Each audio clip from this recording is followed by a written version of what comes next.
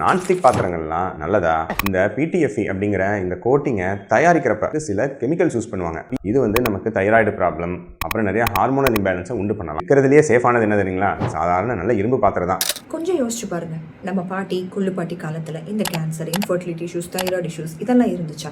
ஏன்னா அவங்க வாழ்வியல் முறை, உணவு, யூஸ் பண்ண பாத்திரம் இது எதுவுமே கலப்படம் இல்லாம ஆர்கானிக்கா இருந்தது. அதனால அவங்களால ஈஸியா 80-90 ஆண்டுகள் ஆரோக்கியமா வாழ்ந்தாங்க. ஆனா இப்போ காத்து, தண்ணி எல்லாத்துலேயும் கலப்படம். ஆனால் அதெல்லாம் நம்மளால மாற்ற முடியாது. ஆனால் நம்ம கண்ட்ரோலில் இருக்க சில விஷயங்களை நம்மளால மாற்ற முடியும். அதில் ஒன்று தான் குக்வேர். ஷைனியாக, சீப்பாக, லைட் வெயிட்டாக இருக்குன்ட்டு கெமிக்கல் போட்ட குக்வேர் யூஸ் பண்ணாதீங்க. நம்ம style of cooking, deep fry, slow cooking, kadai சோறு, சட்டி சோறு இந்த மாதிரி ஐட்டம்ஸ்க்கு அந்த மாதிரி குக்வேர்ஸ் செட்டே ஆகாது. ஸோ நம்ம பழங்கால இரும்பு பாத்திரம், கல் சட்டி மாதிரியான குக்வேர்ஸ் யூஸ் பண்ண ஸ்டார்ட் பண்ணுங்க. இது எல்லாமே இப்போ ப்ரீ சீசண்டாக வர்றதுனால மெயின்டெனன்ஸ்க்கு 10 செகண்ட் கூட ஆகாது. நம்ம ஹெல்த்துக்காக, நம்ம குடும்பத்தினரோட ஹெல்த்துக்காக 10 செகண்ட் கூட நம்ம ஸ்பெண்ட் பண்ண மாட்டோமா என்ன?